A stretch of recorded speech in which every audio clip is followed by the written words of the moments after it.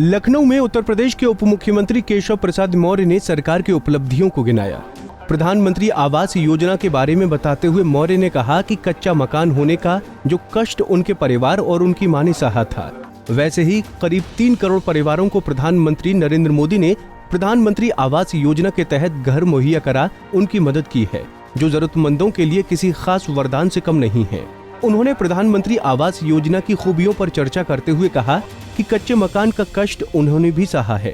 Deputy CM ने कहा कि जब रात में बारिश होती थी तब उनकी मां छत पर जाकर बोरा डालकर पानी को रोकने की कोशिश करती थी।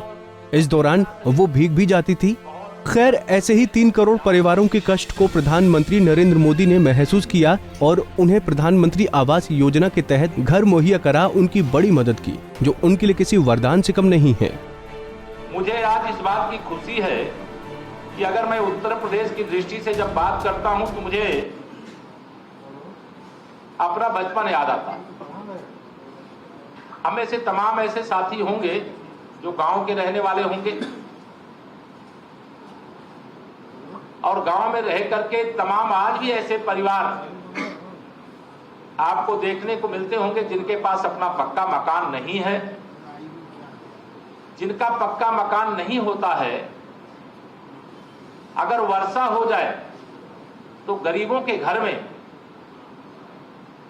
छाता भी नहीं होता था। जैसे मेरे ही घर में, मैं अपने घर का वर्णन करूं, आपके सामने चर्चा करूं, तो जब मैं छोटी आयु का था, मेरा भी कच्चा मकान, छप्पर के सहारे घर के बाहर बैठने की व्यवस्था, और वर्षा काल में अगर रात्रि के समय पानी बरसने लगे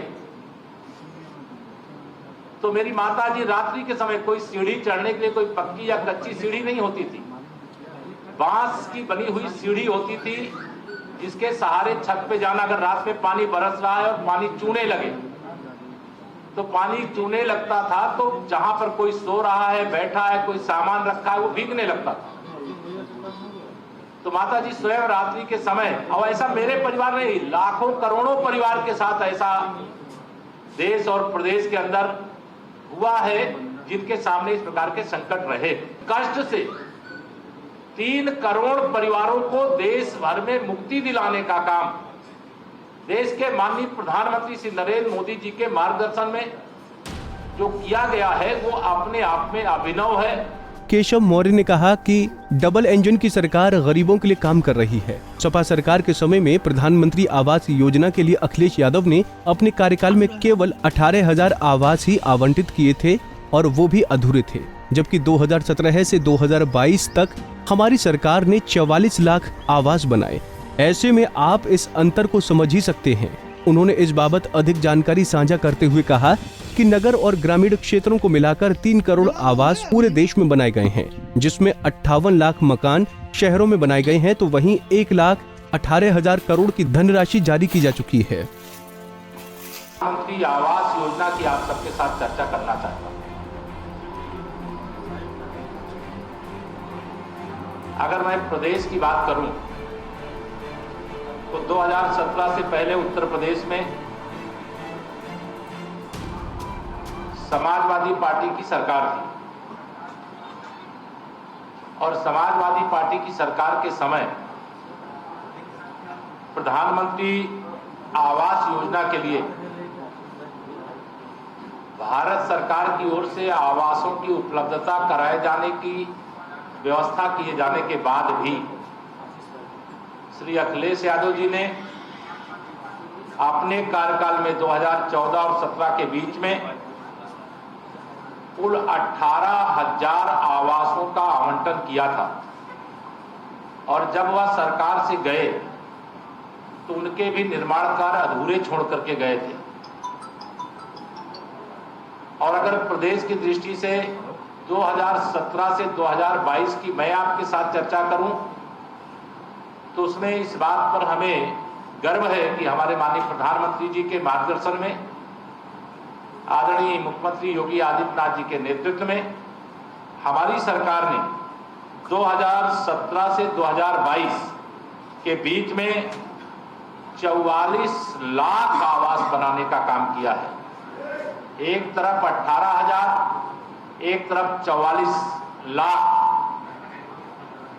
इसमें जमीन आसमान का अंतर कहना, अगर मैं देश की दृष्टि से बात करूं तो प्रधानमंत्री आवास योजना के अंतर्गत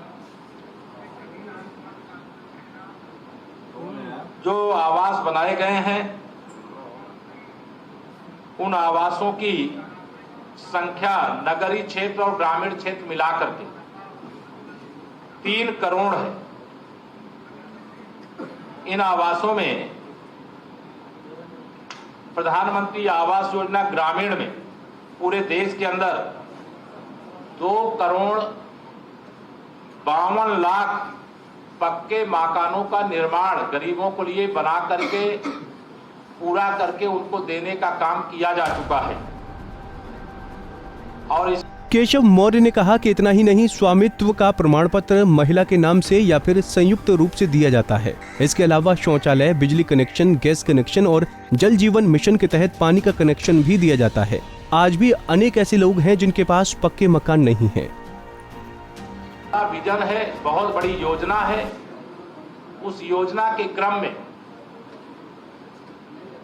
जो इसके स्वामित्व का प्रमाण पत्र है, जो प्रधानमंत्री आवास योजना चाहे ग्रामीण हो चाहे शहरी हो, वह मातृशक्ति के नाम, महिलाओं के नाम अथवा संयुक्त नाम से देने का काम किया गया है।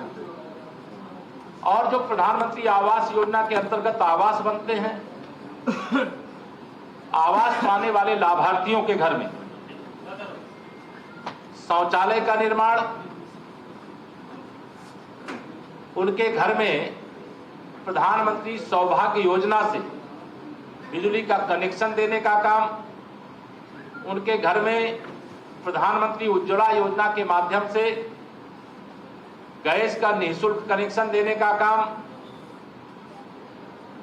और जल जीवन मिशन के माध्यम से उनके घर में पीने का पानी पाइपलाइन से उपलब्ध कराने का काम भी तीव्र गति से आगे बढ़ रहा है। कांग्रेस पर हमला बोलते हुए केशव मौर्य ने कहा कि राजीव गांधी ने कहा था कि जब हम 1 रुपए भेजते हैं तो 15 पैसा ही आम लोगों तक पहुंचता है, मगर हमने डीबीटी के जरिए पूरा रुपया गरीबों तक पहुंचाने का काम किया है। उस समय की सरकारों के समय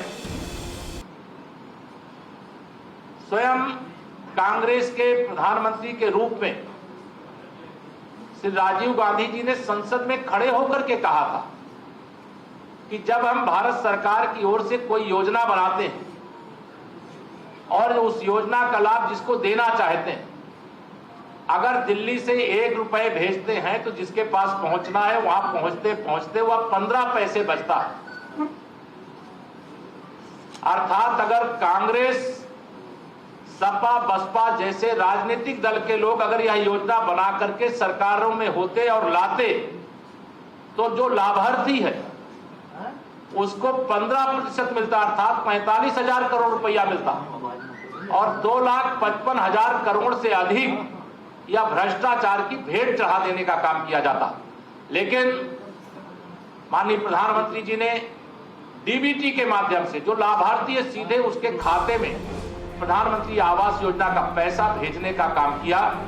कोरोना महामारी में लॉकडाउन लगा तब गरीबों के सामने रोजी रोटी की संकट थी।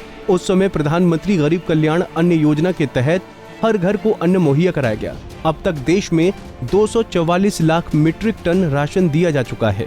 महामारी के दौरान लॉकडाउन लगा और लॉकडाउन के कारण से जो रोज कमाने वाले थे, रोज खाने वाले थे, केवल मजदूर ही नहीं, छोटे छोटे कारोबार करके भी अपने परिवार का पालन पोषण करने वाले जो लोग थे, वह सभी के सभी लोग एक तरह से उनके सामने रोजी रोटी का संकट आ गया था। लेकिन माननीय प्रधानमंत्री जी ने जो गरीब कल्याण के लिए समर्पित भाव से काम करते हैं, उन्होंने एक अभिनव योजना, इसे प्रधानमंत्री गरीब कल्याण अन्न योजना के नाम से जाना जा रहा और पिछले लगभग 2 साल से लगातार चल रही। अभी 6 महीने के लिए फिर उसको बढ़ाने का काम किया गया और इस योजना के माध्यम से जो पूरा डेटा है वह ये कहता है कि अब तक पूरे देश के अंदर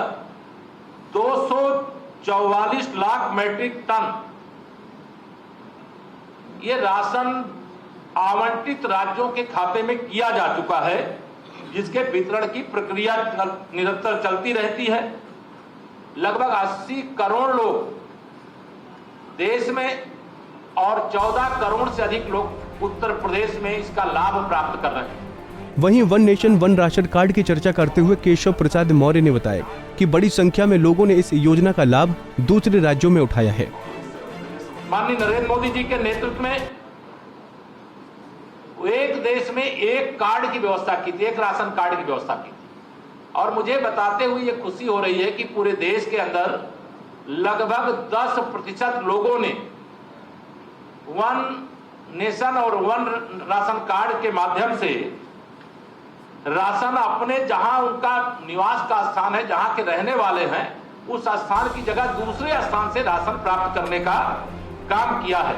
उप मुख्यमंत्री केशव प्रसाद मौर्य ने प्रयागराज में 5 लोगों की हत्या पर कहा कि एक ही परिवार के 5 सदस्यों की हत्या का समाचार मिला है, जिस पर मैं शोक प्रकट करता हूं।